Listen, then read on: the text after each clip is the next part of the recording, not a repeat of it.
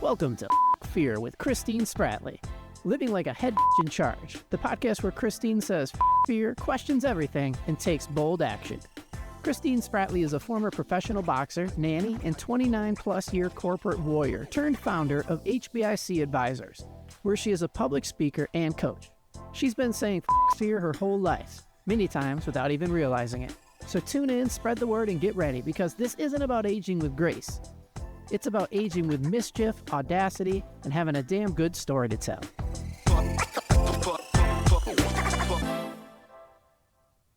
All right, welcome to Fuck Fear with Christine Spratley. We're ready to do our shots, Joe? Yeah, I'm ready. Okay. It's the same one. Another immortality boost. Yeah, immortality. All right, ready to go. Oh. If people wanted to do shots with us, where would they get this delicious beverage? Let me see. Are they a sponsor?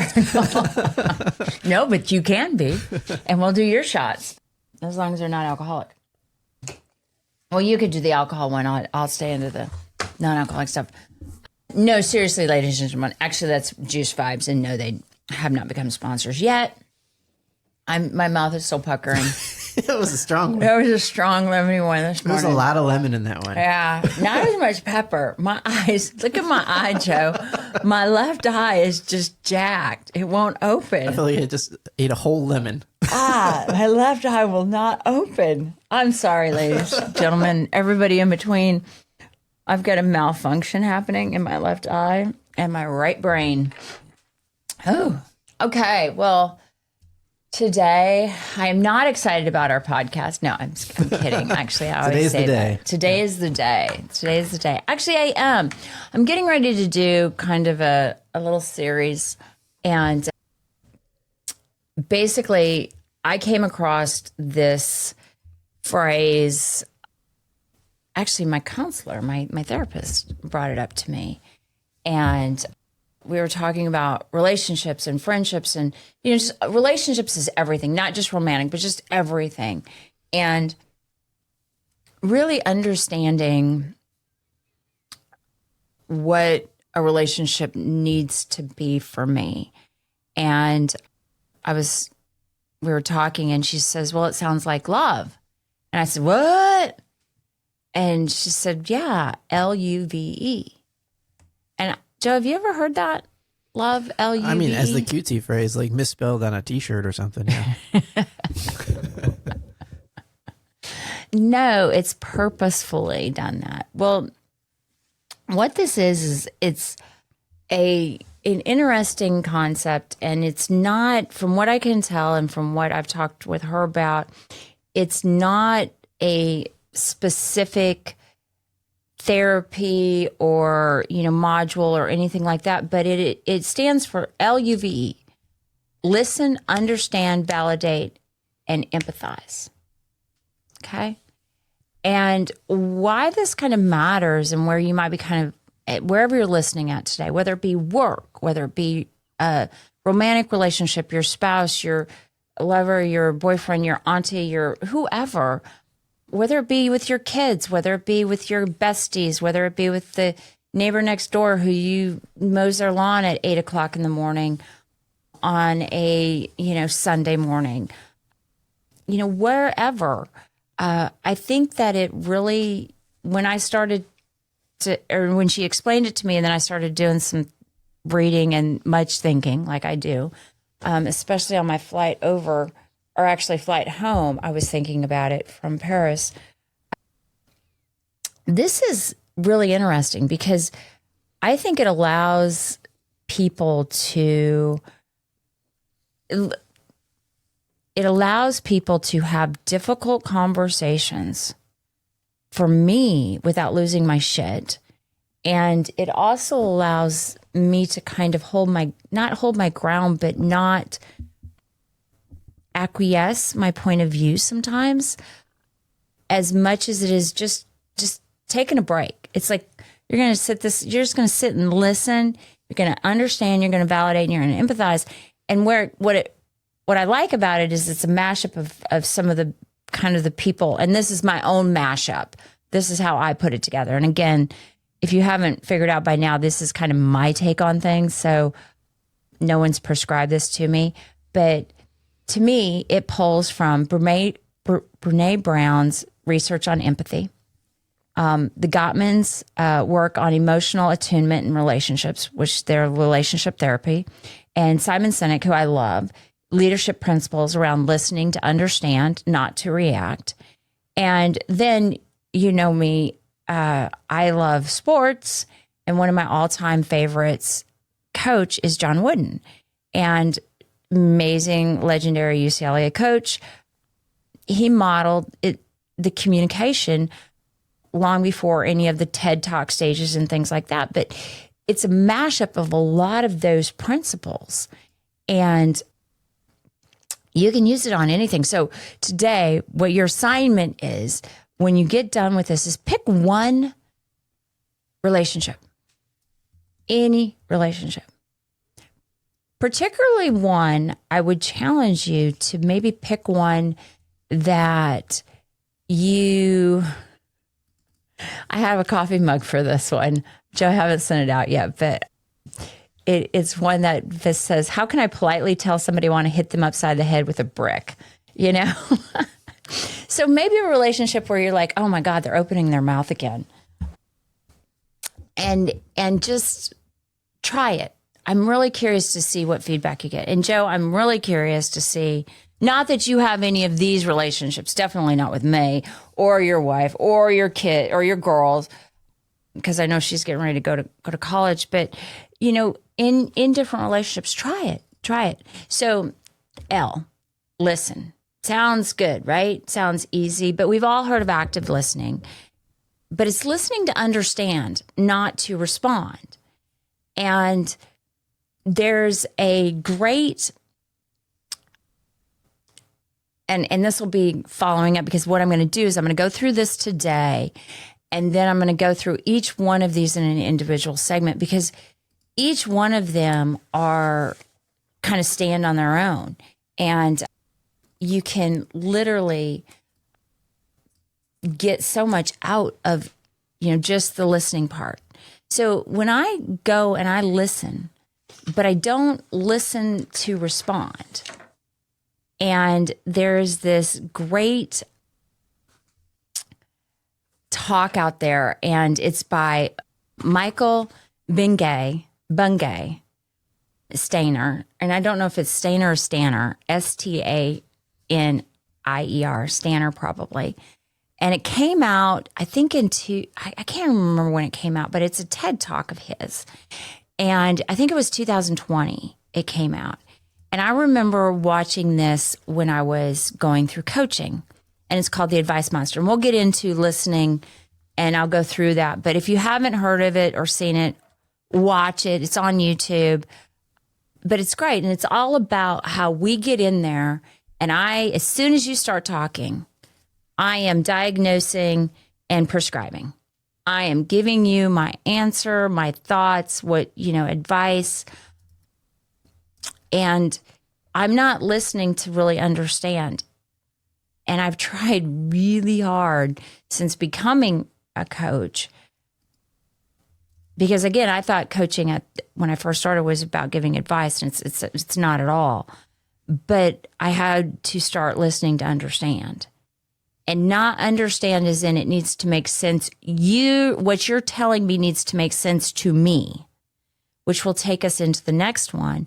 It's listening to understand more about, understanding, this is where you're coming from. Oh, given your set of circumstances, given your environment, I can see where you could think that way. Okay, I get it. But we often call this active listening. And you'll hear people say, go on, tell me more about that. What does that mean? What does that look like? Really, I'm listening. I want to understand the whole picture. These are great ways, especially if you're a guy and you're talking with someone, even anybody who's struggling to really open up, or you just can't quite, you're looking at them and you're like, man, I don't get this. Well, just tell me more about that. I want to understand the whole picture. And it really is something very small, But not only to use the phrases, but literally, you've heard me talk about curiosity before. Be curious when you're listening. Be curious. Be like, oh, wow. Look at I do this in coaching. I look at their facial expressions. And I'll be like, oh, wow, your eyes just bolted. I mean, they just bolted up and bloomed up, and you got this smile on your face. And, what's that about? And they'll chime in and they'll tell you, But again, it's listening, not with my response in mind. And, there's that phrase about don't ever worry about what people, when you're up speaking or whatever, because they're not really listening. They're only thinking about what they're going to come back with. And, Joe, I'm sure that's never happened to you. Yeah, sure. Are you listening? Weren't you ready for that response? I am bad at that, and it's something that I've been trying to work on. I'd like to say I've gotten a little bit better, but I don't know if I have. Where are you the worst with it? In an argument, because I'm trying to win instead of listen like an idiot. What's interesting too is, and this is kind of, for me, one of the best ways, and I had to learn this the hard way in negotiation, one of the best ways for me to win in a negotiation or in an argument is if I'm actually listening. Because that's my sound. I've got to turn my sound on my computer off. I was always preparing, but I hadn't heard the complete sentence. And so it was always, here's my rebuttal. But it was the rebuttal to the first half of theirs and not their dramatic end or their clincher. And so I would miss it. But yeah, and that's why I think this is really interesting, because I've been practicing this specifically. So I'm listening, but the second piece of coming in a little bit would be to understand. And this is where I switch from being a defensive person. Listening just to listen and not to respond, but to hear, because then there's no real need for me to respond because I don't have anything to defend.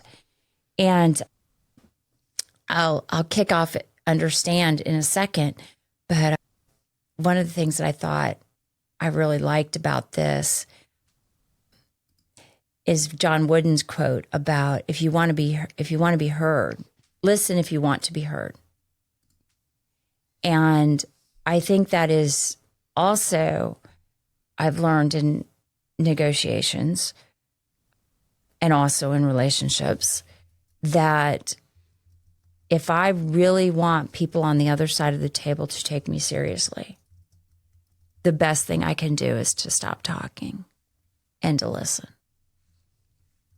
and give their pregnant pause or airtime between when they finish and allow myself to speak. Because really, if someone's just talking at me all the time, I pretty much put them in the asshole category and tune them out. And they could have valid things. I'm hanging around some people right now that let me talk way too much. And so I've had to literally go, I'm done talking. Y'all need to talk. And, but it's John Wooden's quote here is, listen if you want to be heard. So if you want to be heard on whatever relationship you're in that you're going to bring this to, listen, and that'll help you be heard, but also listen to understand rather than to respond. So that takes us into understand. Now, the key message here is that I don't have to agree, okay, for me to understand. My understanding of what you're saying does not mean agreement. It doesn't have to make logical sense in my head. I can think what you're saying is batshit crazy and go, but I get how you see that. I don't know how I could see that, but I get how you could see that. And sometimes people say that, with me, it's like, but I'm like, do you know my history? Do you know what I'm going through right now? Like, do you know, like, if you understand those things about me, then what I'm saying probably lines up a little bit. And that I think is really an important thing, because when I try to apply my logic to say, well, I can only understand it based on my logic, then it's one of those things where it's like, oh, then I'm stuck to my perspective and not yours. Then I'm limited to my knowledge and not your knowledge and not your experience. I mean, think of how screwed up, if you're listening to this, think about how dull and boring and screwed up your life would be if your life just included your own experiences and your own knowledge and nothing from anybody else, not anybody else's perspective or anything like that. And so when I think about music for a second, how many times have we all listened to songs and we understand them perfectly? And then we get the songwriter or the artist will be like, yeah, this is the story behind that. And you'll be like, what? You're laughing. Yeah, I never get that right. I thought you were going to go the way of like misunderstanding the lyrics for a long time. That too.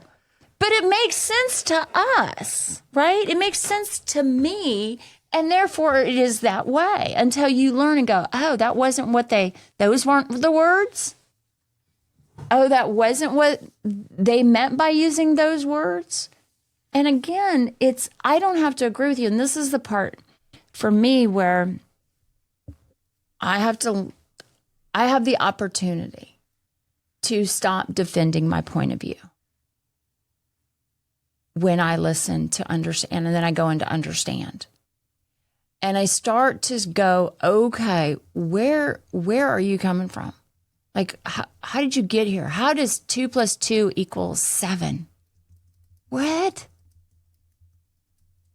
And the great thing about that is, to me, 2 + 2 will always equal 4.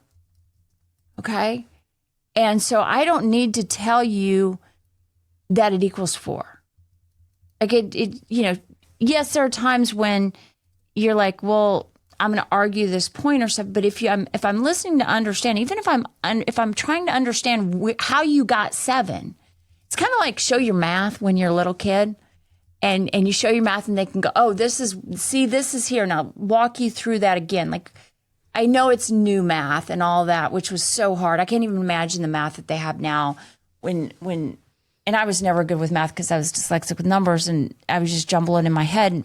And so my ex would always do them with the kids, but I would always sit there and go, show your work. And then they could see where it would be, where either the disconnect was or how they got there. And so much of what's interesting is when I start to understand, I start to look for cues. I start to ask questions to help me not disprove them, but to go, so you're saying 2 + 2 = 4. So that means you're seeing 2 as a 3, and like you're saying it's 7. So like, how tell me more about that. I become curious to understand, but not to be argumentative. And this is where the fine line for me gets, because when I'm dealing with someone who has repeatedly argued with me, then I take their questions as not just being curious. I take their questions as anything you say can and will be held against you and will be disproved, and it's got to be in this logic thing. It's not about logic. It's about going in that person's mind, whatever they're telling you, whatever they believe right now, it's the way they believe it. And it makes sense to them until it doesn't anymore. So, okay, how'd you get there? All right. And I'm not saying you're not going to have arguments. I'm not going to say that there aren't rights and wrongs. And I'm not saying all of that. But when I'm listening to someone and I'm showing a person that I profess to love, it's different if I don't give a shit about your ass. Okay? And I may not bring all of this understanding niceties to the mix. But when I am in a relationship, in a friendship, in a romantic relationship, in my marriage, whatever, my ex or whatever, if I am trying to care about you, then I don't really need to defend myself there. I get an opportunity to go, I don't have to agree with you. I just have to understand how it makes sense to you. Okay. Tell me more about your thought process here. And understanding is cognitive. It's not about matching feelings, which is, again, it's stepping into their logic, not mine. Which I think, and Joe, I'm curious, as a guy, is that ever hard for you when you're dealing with sometimes a female that may not be on the same wavelength as your logic? Because I know you're very technical. Yeah. I think there's something. I mean, stereotypes are there because they happen often, right? So you got things like girl math and things like those statements of like not understanding the way stuff works. But I don't know. Everybody That statement alone is like a torch in this thing, Joe. You understand that you see, that's what's so funny is you have absolutely not understand. See, girl math and then shortly followed by the phrase of not understanding the way things work. You have no idea that you just napalmed this. Like that's okay though. I get it. I meant it as like, I don't understand the way things work. Okay. Yeah, all right. Good clarification point. I have, everybody in my life is female, right? Like in my house, my dogs are girls. And so I've made peace with this, but I'm not always great at it. And I do think that I create tension oftentimes when I feel like it's more important that something is technically correct than the relationship or just what's actually happening. Like the conversation might not be about being technically correct, but you're like, there you go. Did you know? You know, when it's not what people are talking about. And is there ever a possibility that technically in their mind it's correct? Yeah, I mean, that's a tough lesson. Yeah. And I think I want to say that I've learned it. There's been many times in my life where I was presented with the opportunity to learn it. But, and there'll be many more. But I do think that it's tough for people to understand, and it's been tough for me to understand that perception is reality. When I want to be like, but isn't reality reality? That's not important. Perception is reality. It's more important. It's more important that what people heard is more important to the relationship than what was actually said or intended. Mm-hmm. I like the phrase stepping into their logic. And I will go to a point on this. And I've said it, I've told this story at least one other time when I was there. So my ex is very like logic, boom, boom, boom, boom, boom. And if the dots don't align and someone moves his cheese, we're gonna have some discussion about that. And so I always thought that, so we were having a discussion one night. I'll call it a discussion. Other people may call it an argument. And he's like, just could not. He's like, you're not being logical. And I knew I was right though. And so but I knew that there was no way, like I had lost the argument in that particular case, but it just ate at me all fucking night. And so I got up the next morning and I was getting in the bathroom and I was getting ready. And this is when I started to love like Google and chat and all that. Cause I asked Google, I said, hey, can someone have a logical argument but still be wrong? And you're sitting over there nodding. So you obviously are the technical person on this. And you're like, of course. Yeah, but, I mean, you just think about science. How many things we thought were true that were because logical, but they were just wrong. Your assumptions are incorrect. And so for me, immediately I did I walked the high road in the relationship. So I immediately, since his ass got fucking up, I told him, you're fucking wrong. And this is why you're wrong, is your assumptions were wrong. And therefore, even though you had a logical process. So yes, I am not perfect. I get in people's shit and I do not listen to understand all the time. but I was right. No, I'm teasing. But one of the things that it did teach me was their logic, stepping into their logic is not about stepping out of mine. And it doesn't, their logic of how they got there and everything. But a lot of it, when I get into sometimes the political debates that I get into, sometimes I look around what has colored some people's lives. And then I go, ooh, that's what's coming out of your mouth. That is how 2 + 2 = 7. That is because of this, that, and the other. And then they can look at me and go, ooh, you had this, like, oh, okay. But it's stepping into another person's logic. And this is the great thing about them being the other person. That is not me.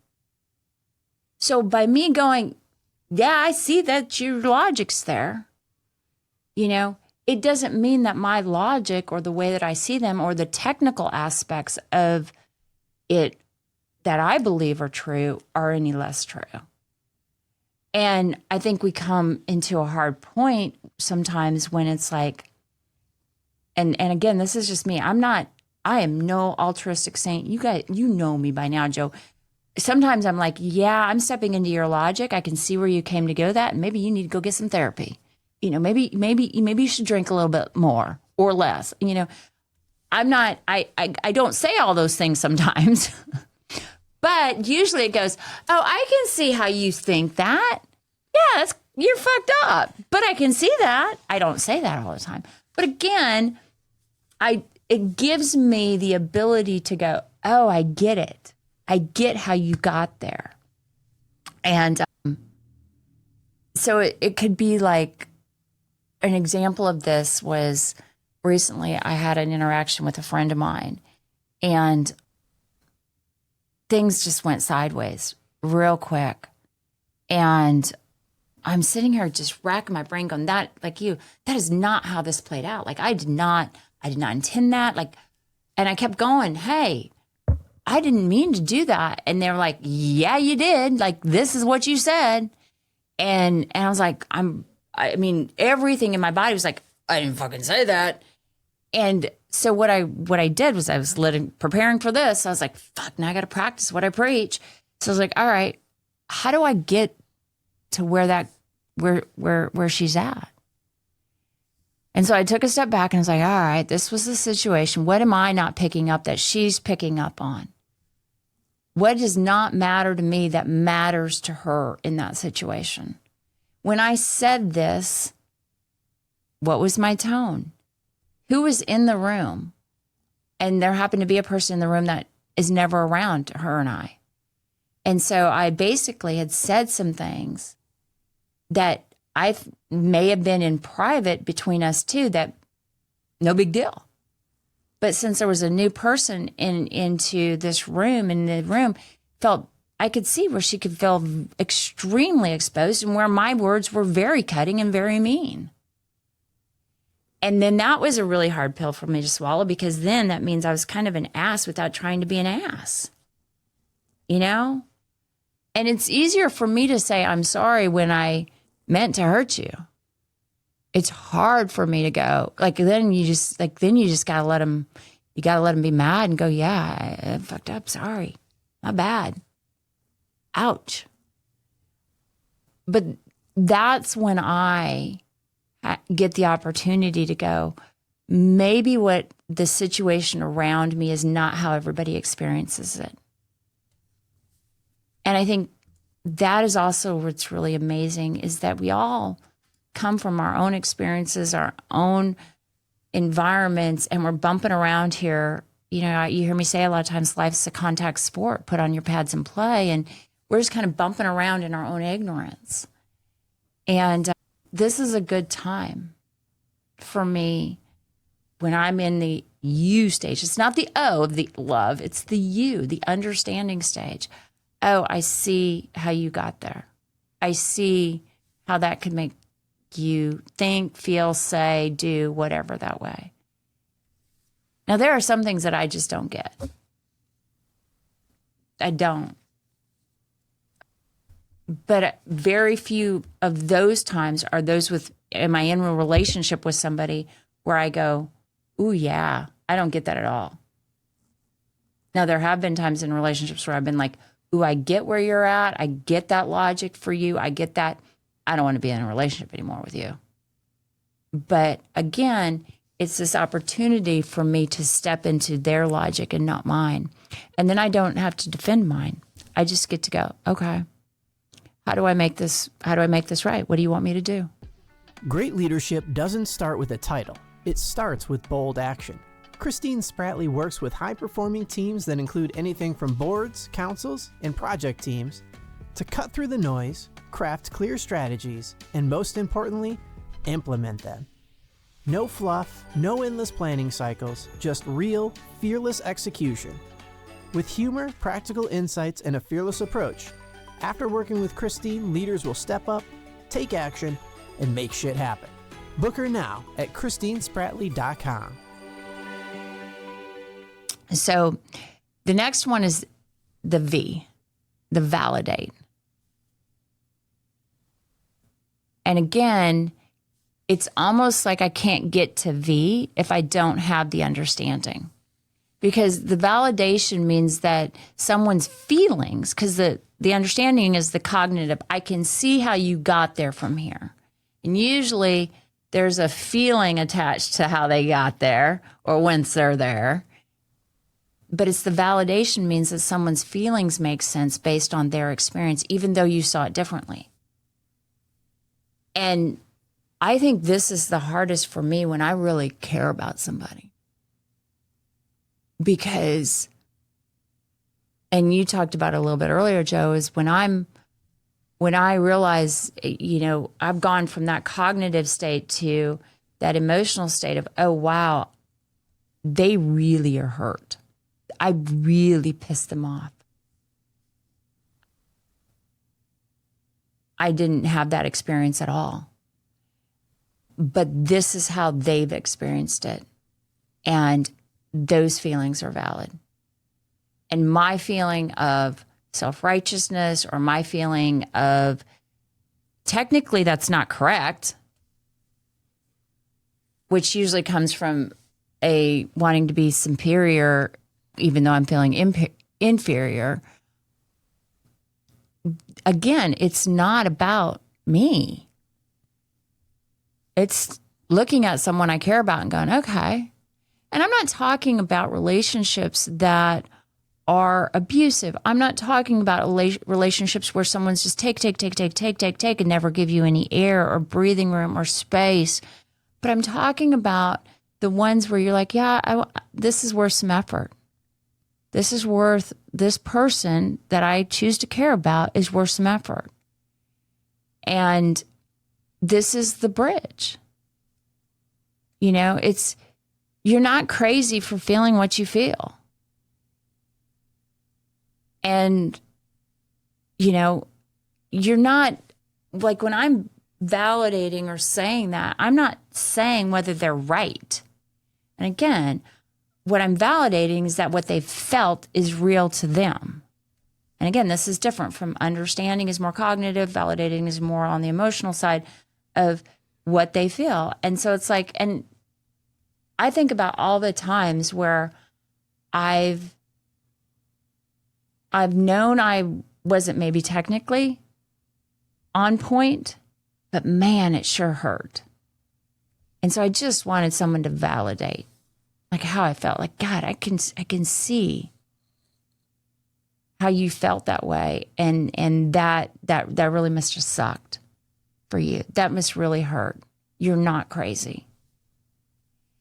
And this is one of the things where I think is so wild about, you hear a lot about gaslighting, and women, we do that, we hear that a lot, and we experience that a lot. And I think men get gaslit a lot too. I think you guys get it in a different way.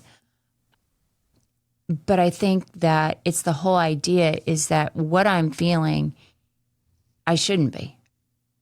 Whatever it is, I shouldn't be feeling it. And therefore it needs to stop. And then I am basically batshit crazy for doing that, for feeling that way. And there's just such a sense of absolute trust and relief with someone when I hear on my end, hey, that must hurt. I hear you hurting. You hurting? Yeah, you're not crazy for feeling that way. No. And I'm sure, Joe, you've had that, and being around 4 women, I'm sure you've had times in your relationships with any of them where you've gone and you've realized, wow, they're really almost scared to tell me how they feel or show me how they feel because they're going to think I'm crazy. Yeah, I don't know if I've experienced, I don't think I have experienced. Oh, that's great. Gaslighting from any of the ladies. Oh, no, I'm not saying gaslighting. I think gaslighting from men come from males. Yeah. I think alpha males fucking gaslight the shit out of you guys. I can't. Yeah, let me clarify that. When I meant gaslighting of men, I tend to think more of that shit happens with men on men crime. Oh, okay. Yeah. But I was. It's mostly playful. Mostly guys really rag on each other a lot. But, like with any kind of insult, there's always that kernel of truth that can hurt your feelings in there. That didn't hurt. Doesn't hurt. It didn't hurt. You're stupid. That's just stupid. Doesn't hurt. But it is amazing, how that part of validation is actually respect and respectful of a very basic element in human, which is feeling. And, it's the validation creates an accountability with dignity. And when the best way I can explain this is when I am with someone that I trust, who has earned that trust by validating, and that doesn't always mean I'm always right and win every argument, but they have listened to understand, not to respond. They have understood where I'm coming. They have stepped into my logic, and then they validate.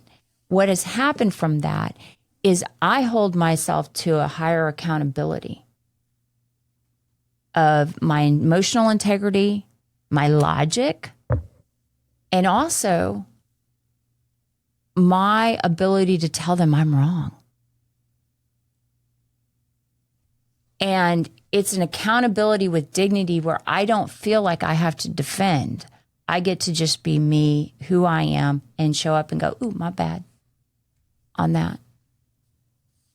So the next one is E, empathize. And, empathy means feeling with someone, not for them, not instead of them, and definitely not over them. But when it's the heart part of the love. The moment when you kind of go from standing over there, I see it, I step into your logic, okay, I understand that. Okay, now I'm validating it, and now you go, oh wow. And this was with my friend the other day, and is that I realized how for her to be that angry and say some of the things she said, she had to be that hurt. And then that hurt, I was like, wow, that's pretty painful. And I was part of the cause of that, if not the whole cause of that. And I don't get to fix it. And that is really a interesting place for me to be at, when you get to have the opportunity to empathize with someone, and it not always be, oh, I'm empathizing with you on pain that someone else has put on them, but pain you've actually put on them. And you get to stand there and go, okay, I'm just gonna stay here and I'm not going to go anywhere. It's almost like when people do this with me and they empathize with me, and sometimes it's like, when your kids were little and they would scream and they'd be so angry, or they'd be hurting, and you just hold them really tight. And or maybe you don't have children, but you would sit next to your buddy and they would just cry. And there wasn't anything you could say. There wasn't anything you could do, but you just go, okay, I'm here. I'm not moving. You didn't necessarily say anything, or you gave that person that hug and they started to pull away, and you held on to it just a little bit more, and then they broke. And the tears started coming out. And you stood with them in their emotion, and you just, you don't match always that experience for them, but you're in it. I'm gonna feel as much as I can feel with you right here, right now, and I'm not gonna leave you by the wayside. And this is really important for me right now in my life, not only to try and give, which is hard. It's not hard when it's easy. And that sounds crazy, but it's not hard when I'm empathizing again on I love to show up for people. I'm a giver, so I love to show up for people. But when it's pain that I've caused, or conflict that I've caused, or emotions that I've caused that are not the fun ones, then it's much harder for me to just stay in there with you and hold that with you. And let you do with it as you please. And it's not so much a performance as it's just a presence. I mean, Joe, have you ever had anybody in your life that just was present with you in a time of joy or sorrow? And you're just like, you're not alone. And you just knew that by their presence. Yeah, sure. Mm-hmm. I mean, I think that's some of the most amazing gifts that you can give somebody. I think about, your background and what you used to do and everything. I think that's probably sometimes what people seek. Yeah, you're talking about like when I was a pastor and stuff? Mm-hmm. Yeah. Mm-hmm. Yeah, there's all kinds of examples of that, like even weird stuff. Like I remember when I was a youth pastor, they won't let parents go visit their kids in a psych ward, but they'll let their youth pastor go visit them. And there's nothing to say. And, you're just there. And you're just being there for somebody. And then, the parents always want to know, like, what'd they say? And it's like, that really wasn't what it was. It was just, they just needed somebody to be there because it's scary, but yeah, definitely. It's funny that you bring that up because I was in a psych ward. You knew that, right? You knew that with my background. Yeah, I heard. Yeah, when I was, the last time I tried to commit suicide, I was 17 and they didn't let my parents go in there. Thank God. But yeah, I understand the rule. Yeah. But it is amazing to have someone else come and empathize with you. And that's what's also incredible is that's the power of presence. It doesn't have to necessarily be blood or family or the people that you think need to show up in your life or should show up in your life. It's who's actually standing beside you, allowing you to have that space. And also within that space, you get to grow and change. And I think that the more I huddled up that space inside of me because there wasn't any empathy, and sometimes this is kind of out there, maybe, I don't know. But for me, sometimes the hardest person to give empathy to is myself. And to give myself presence with my emotions.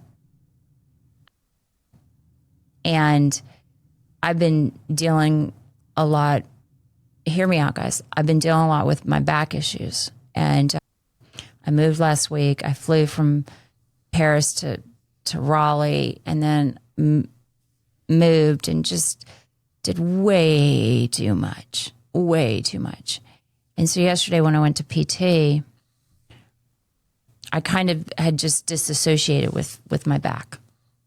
I said, I'm done. I'm not checking into this pain. We're just going to gut it out. And that's what I do when I get into pain. And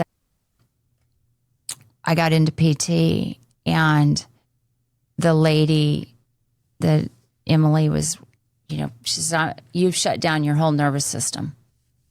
So we got to fire it up. So she goes, I'm going to start firing it up for you. What that means when she does that is she starts pushing on the things in my back, which are the nerves and the different things. And I just was like, she's like, you need to be here and you need to breathe through it and you need to be in this pain. Like, you need to re-engage this so it can do what it's supposed to do. Because I was so far gone out of it. And I didn't immediately, but I started crying. And then I just started crying. And last night I was sitting there, and or yesterday afternoon it was, more than last night. But I was sitting there and I was like, I started crying again. And it was the pain in my back, but it was more about, and this was being empathetic towards yourself and giving yourself the presence and allowing yourself to be where you're at emotionally, wherever. And it was, I had been, I'm single again. I am 54, going to be 55 this year. And what I realized through all of this stuff I've been doing with this back stuff is that I may not always be able to take care of myself. And as a person that is fiercely independent and fiercely, I can do it myself, to sit with that and to allow myself to sit there and deal with that emotion of fear and of uncertainty, and not just go, well, you're gonna buck it up, you're gonna, God's always provided, and that's all true, but right here, right now, I just got to sit there and go, wow, that's really hard. That's really hard.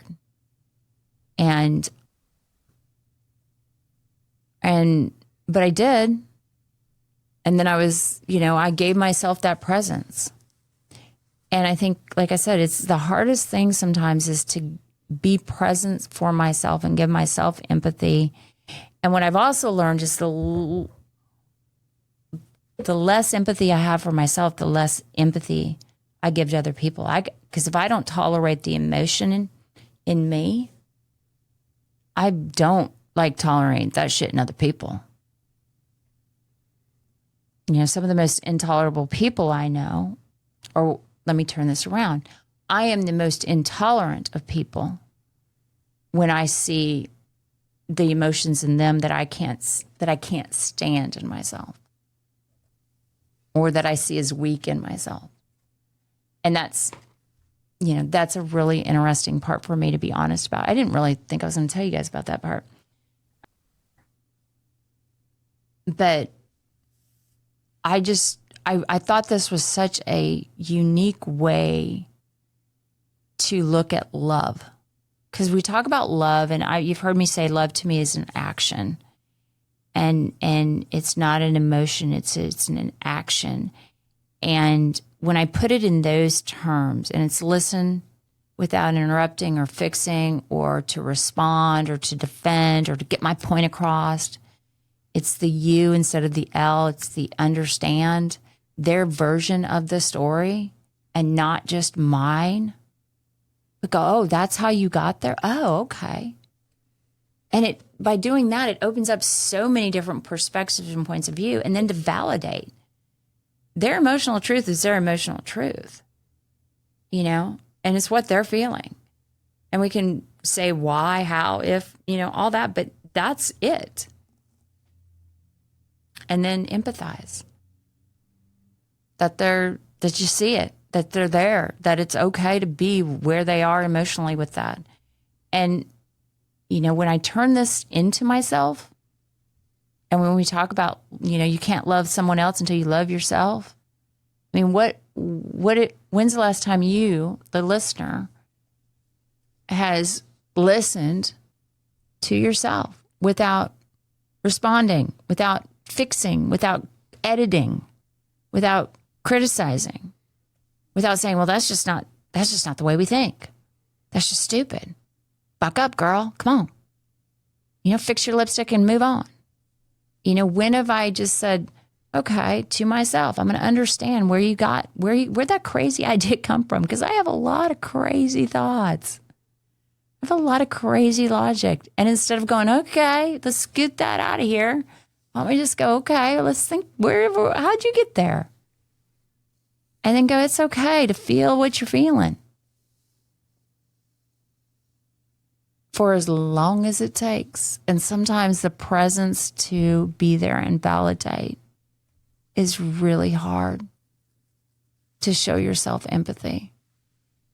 So I gave you an assignment when we first started this. And, yes, take that assignment out there, but also take it to yourself and see what LUVE means when you start applying that to yourself and what type of relationship you have with you. And just see what it happens. I mean, wherever you're at right now, you're enough. You are enough. So just, love yourself a little bit differently, a little bit more in different ways, and see what that does. And we've got a couple, I'm going to go through each of these letters one by one, and we're going to explore them a little bit more. And we're going to do it in a fun way. We're not just going to do it in a sappy, mushy, therapeutic way.